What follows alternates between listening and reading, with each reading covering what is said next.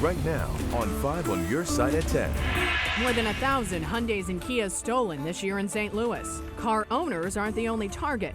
What you need to know next time you get a rental.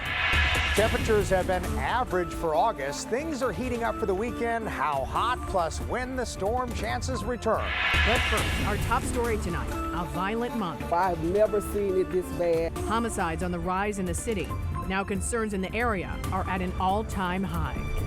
August has been by far the deadliest month this year in St. Louis. Good evening. Thank you for being with us. I'm Ann Allred. And I'm Mike Bush. In the last 23 days, nearly 30 people have been killed in homicides, and the month isn't over yet. Our Robert Townsend is live downtown tonight with what people, including city leaders, are saying. Mike and Ann, for the past 2 days, I've talked to lots of people about the rising homicides in St. Louis, and it seems the crimes are definitely on everybody's minds. From the Director of Public Safety, any homicide, any loss of life is distressing. To a concerned Third Ward committee woman, I've never seen it this bad, and it's scary. To furious citizens. That's terrible. They shooting these guns out here, they done lost their damn mind. People are fed up with the homicides that seemingly happen daily now in St. Louis. Basically, I get out and do what I can do and try to get back in safe. Concerns are definitely growing, and with good reason. As of August 22nd, there have been 29 homicides in St. Louis. Records show about a half dozen happened on the city's south side. A majority of the crimes occurred on the north side. Police say in many cases, the victims and criminals knew each other. When they happen in such a short period of time, it certainly calls for concern. Monday night, a 25-year-old man shot and killed near Lee and Aubert. No arrests so far. It happened in Lucinda Frazier's Third Ward. No respect for police, community. Nothing. Elderly, kids, nobody. City officials and police say anti-crime programs like Cure Violence have helped curb crime in the past year. I don't think it's drug dealers. I don't think it's gangbangers. I think it's young people feel like that they gonna be dead at a certain age, so they might as well do what they want to. We're in the process of expanding those programs into different areas in the city. A move some say can't happen fast enough. Absolutely, it's gonna rise. And so far this year, there have been 129 homicides in St. Louis. Again, that number is up compared to 121 last year. Live downtown, Robert Townsend, 5 on your side.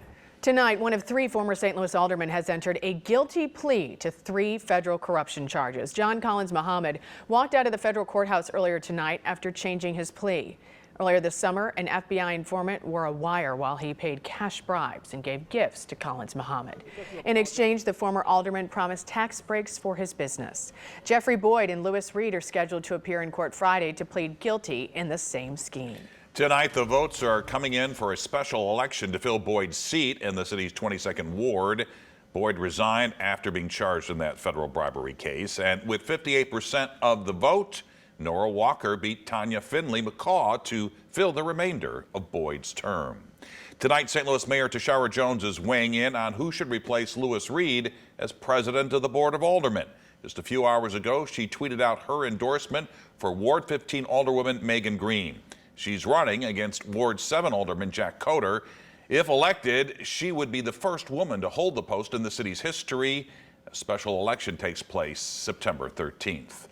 A major development tonight in the race for Missouri's U.S. Senate seat. Independent candidate John Wood has made a sudden decision to bow out of the race. Our Brent Solomon joins us now with what this could mean when you head to the polls in November. Brent? And Mike, John Wood says he's getting out of the race because former Governor Eric Greitens lost his bid for the GOP nomination. Wood says he believes he could have beaten Greitens. Since that matchup won't happen, Wood says there is not a, quote, realistic path to victory. Wood stepping down means voters will choose between Republican Attorney General Eric Schmitt and Democrat Trudy Busch Valentine. Shortly after Wood's announcement, I caught up with 5 on Your Side's political analyst, Anita Mannion, who says in general, Missouri does not have a history of independent candidates doing well in elections. I think that John Wood, too, was sacrificing a lot to move back to Missouri. He stepped down from the January 6th committee and was coming back here to do this because I think that he had a sincere concern about Eric Greitens being the candidate and a potential senator. And so he was willing to make that sacrifice. Looking at the field in Missouri, Eric Schmitt, no one's a sure thing, but he's running in a really red state. For a lot of Republicans, he's a very acceptable candidate. And so I think that just really narrows the path for the impact John Wood can make. Now, Mannion points to Democratic nominee Trudy Bush Valentine making an appeal to moderate Republicans to support her following Wood bowing out. But Mannion believes Bush Valentine would need to be seen on the ground more in red areas across the state in order to come out on top.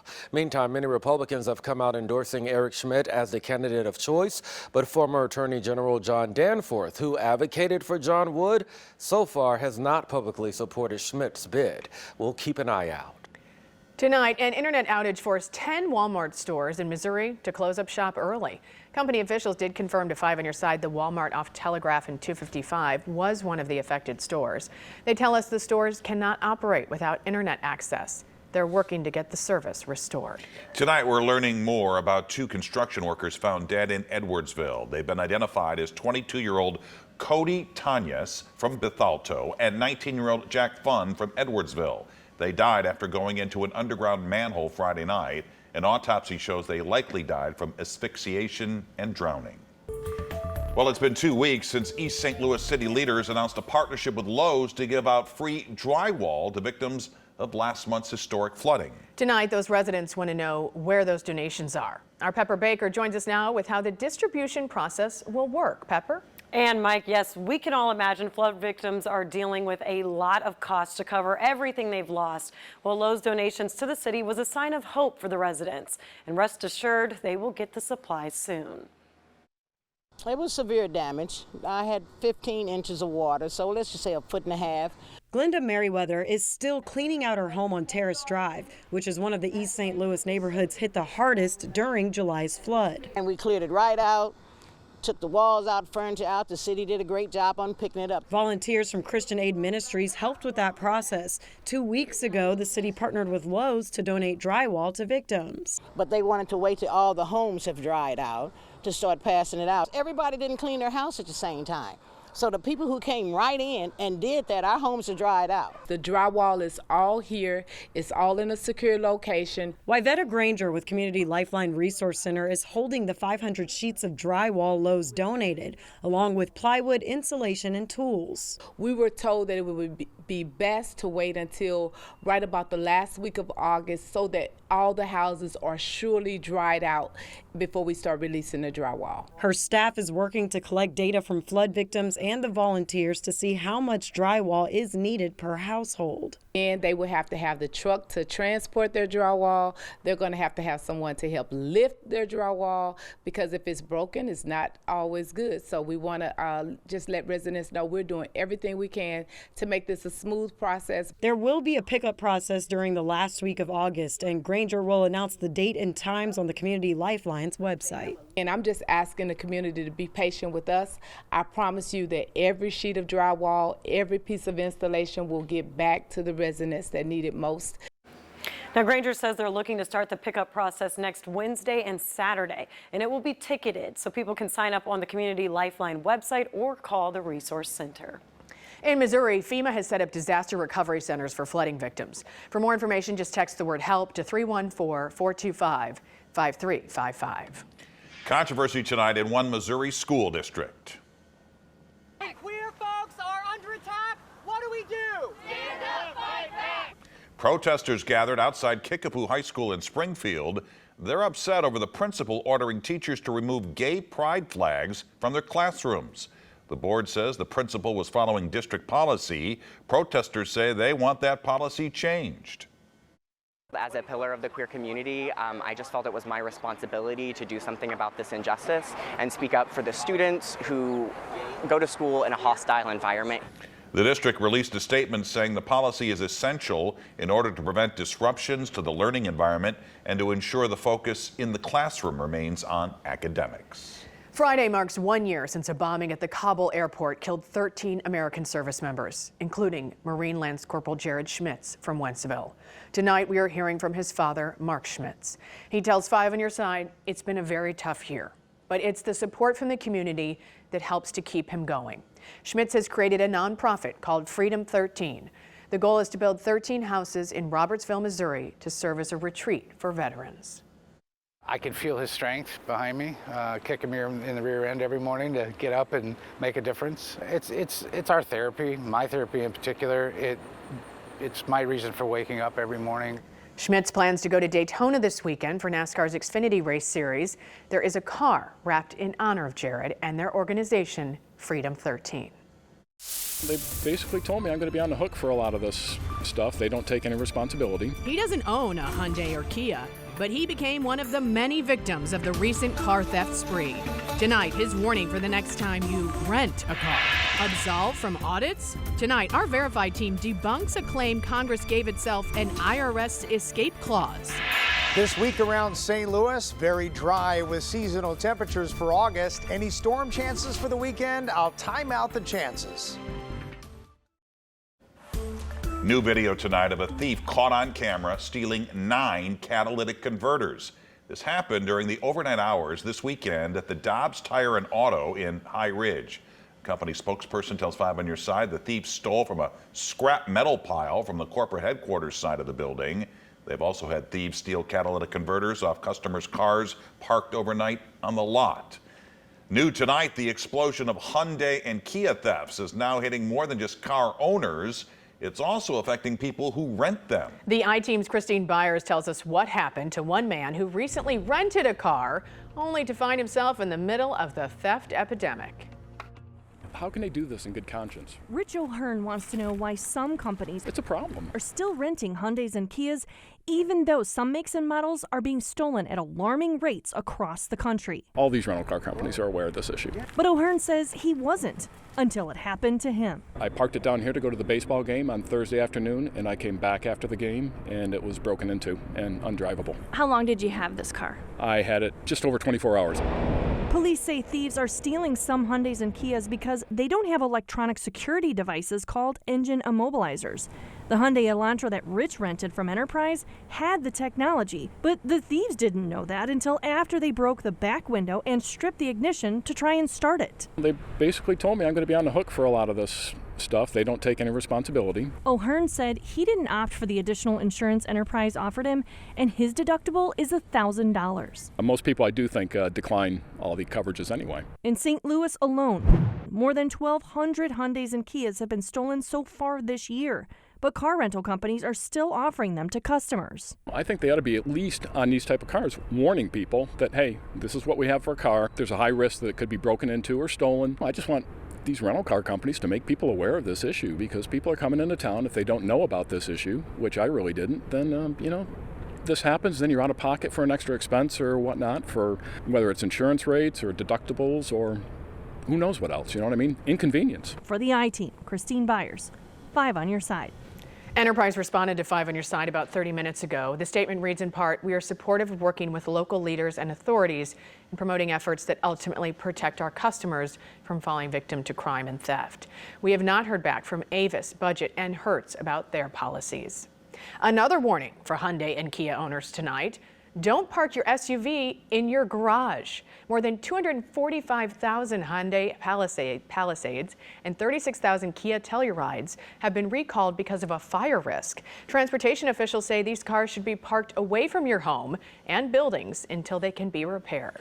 President Biden's decision on student loan forgiveness could be just hours away. An announcement is expected tomorrow. According to multiple White House sources, the president is considering relieving up to $10,000 worth of student debt. That's for borrowers who make less than $125,000 a year. The president is also expected to extend the pandemic pause on loan payments. The IRS is reviewing the safety of its facilities and workers. The security review comes in the wake of increasing threats following the passage of the Inflation Reduction Act. It included $80 billion in IRS funding. Some fear it could lead to more audits of middle-class taxpayers, a claim the White House denies. The claims don't stop there. Thanks to a viral tweet, some people are saying Congress has now passed a law to make sure its members will not get audited by this newly bolstered agency. Casey Decker with our Verified team explains how we know that tweet is false. There have been a lot of claims about changes coming to the IRS lately, but which of them are true and which are false? It's our job to verify. Here's a tweet with tens of thousands of retweets and replies that says, quote, Congress has voted to exempt itself and its members from upcoming IRS audits. And Verified viewer Ron asked us, is that really happening? Is Congress exempting itself from IRS audits? Here are the sources we went to for the answer. All right, first things first, that Twitter account is satirical. It's not real news. In fact, as this tweet was taking off, the account posted again, poking fun at people who didn't recognize it as satire. But just to be sure, we searched all the recently passed laws and bills currently in progress in Congress, and none of them said anything about making members of Congress exempt from IRS audits. The IRS also told us, quote, this tweet is untrue. There's no such special exemption. All tax filers are treated equally under the tax law. The IRS has strong safeguards in place to ensure that audits are conducted only based on what is on the tax return and not other factors. So we can verify, no, Congress is not exempting itself from IRS audits. With your Fast Fact, I'm Casey Decker. What can we verify for you? Let us know. Send your question in an email, verify@ksdk.com. Please join us for a 5 on Your Side Labor Day weekend tradition. I'm back for another Show of Strength telethon for MDA from Grants Farm, along with my co-hosts Ann, Rennie Knott, and Scott Connell.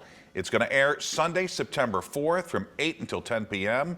You can watch us on air here on 5 on Your Side, online, or on the 5+ app on your Roku or Fire TV. Of course, your support for the Muscular Dystrophy Association can make a difference for people living with neuromuscular diseases in the St. Louis area. It's going to be a beautiful night at Grants Farm. I'm going to play meteorologist for that night only. It's up to you, Jim. Oh, hey, can't wait to see it. You'd be a good one. You've learned a lot. We're going to be in big trouble if it starts pouring rain. Yes. So I'm putting my order in now. Oh, good. So we're hoping. So this one I want to show you. So it's been dry, and it's been a really good week for the kids starting school. And, you know, spotty rain chances through really early Sunday. Then Sunday night and in through Thursday of next week, the Climate Prediction Center has us in green. So above average precip expected, rainfall, and showers and storms are more likely on Monday and Tuesday. More on that coming up.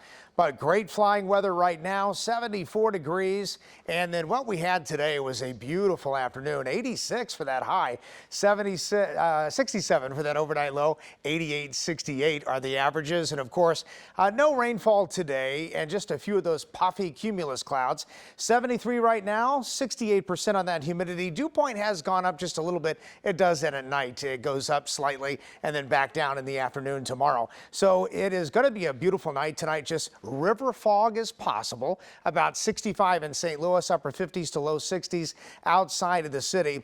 We still have a stationary front down in Arkansas. That's where all the rain is. So let's go ahead and zoom in. So we're clear here. Then you go down to where Texas had massive rainfall. In fact, Dallas about over 9 inches in a 24-hour period. And then what we have here now are flash flood watches for Louisiana and Mississippi. Not really that far away from us, but that low itself is dying out and kicking on to the east. So we're very dry, but then watch what happens as we get a little bit of a trough of low pressure late Thursday night and into early Friday morning before sunrise. There is a chance of seeing a shower or a thunderstorm in here, but Thursday looks dry and Friday looks dry. So you can see in the 10-day forecast here, we are keeping it dry during the daytime. Wednesday, 87, 91 Thursday, Friday, 89. Then that humidity goes up. Saturday, 89. And then it's really late Sunday and definitely Monday and Tuesday when the rain chances really start to come back. And they stay with us through a good part of next week. And then it looks like after this 10-day, we dry out again. Good. Well, that will be good. All right, Jim, thanks. Frank is here with sports. Well, Mike, 2 St. Louis kids who played on the same summer league team start in the majors tonight. You'll hear from Ron Jacober and Jay Randolph, too. And the Cardinals may have found a pitcher. If you have a tip for the 5 on Your Side I-Team, call us at 314-444-5231 or email 5onyourside@ksdk.com. All calls and correspondence will be kept confidential.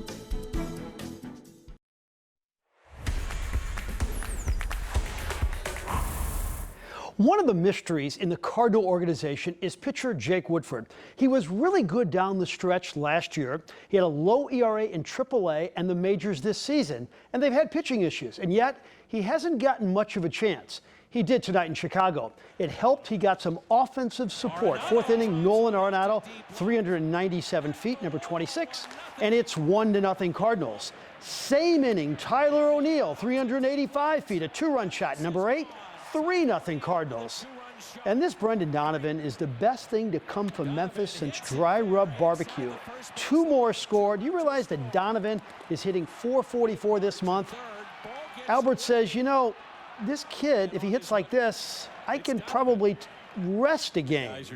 Woodford went 5 1/3, walked 1, allowed 1 run. Cardinals win it 13-3. Albert did get hit by a pitch in the final inning. In Game 1, the Cardinals missed on more opportunities than I do on birdie putts. Bases loaded in the 3rd, but Nolan Gorman bounces out, and the Cardinals come up empty.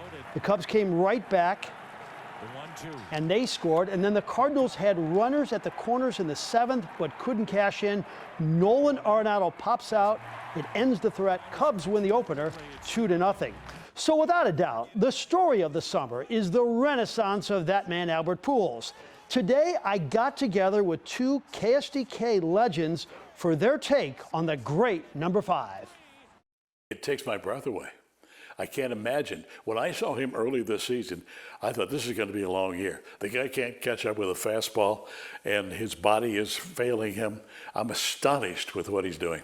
I think he is the best Cardinal I have ever seen play. I didn't see Stan the Man, but in my estimation, his career, and now the way he's come back and been rejuvenated by the great baseball fans in the city, and the way he's finishing it up, it's just dynamite. Cool night in Philadelphia for a couple of St. Louis kids. This is the Mets' Michael Plasmeyer. Nice big league debut, 1 1/3 scoreless innings. And then CBC's Matt Vierling goes yard with this big fly. Phillies walked this one off for a 7-6 win. These two played together as kids for that great St. Louis Gamers organization. High school football returns for real this Friday, and our team has the best coverage in town on 5 on Your Sideline. Week 1 will give us one of the most anticipated matchups of the entire season. The Francis Howell Vikings have a bad taste in their mouth after falling short of their state championship goal last season. Now they get rival Fort Zumwalt North to kick off this year. The Vikings have a big weapon in Mizzou-bound tight end Brett Norfleet. But the senior star isn't looking ahead to college just yet. I'm still a Viking, so we're going to take this year all in and just go with the flow. He's just been humble through the whole process. He hasn't let that slow him down out here, take plays off. Like he said, he's living in the moment. He knows that he's not looking ahead to Tiger football right now. He's a Viking. Finally in Columbia, check out Coach Drinkwitz walking into his press conference eating Luther Burden potato chips. Hey, you have to support the team. The chips will sell at Schnucks. And we had some more tonight in the office. Corey Mill and I probably had like 5 bags in the last 2 days. Product placement. That's Yes, a good coach. absolutely. Any idea what he could make off something like that? Well, his overall name, image, and likeness package is going to be into 6 figures by a lot. So, look, he's the best wide receiver in America. If you want to get him at Mizzou, that's what you have to do. So great to see Ron and Jay, too. Oh, and they are as sharp as a tack, and they are so up to date on Cardinal baseball. And they're going to be a part of a Sports Plus in a couple of weeks where we're going to talk with all the old sportscasters, Ron, Jay, Mike, Art, and then the new sportscasters, Hannah, Corey, and Ahmad. And when you say old, you're talking about me, right? Yes, very. Coming Thanks, up, Frank. pumpkin spice. Yes, we are at that point. It's not just for coffee and treats. The St. Louis favorite jumping on the PSL train. Gift to Gab. Well, a St. Louis brew is now available in more parts of the U.S. Schlafly, St. Louis's original craft brewery, announced its products are now being distributed in Michigan and Ohio.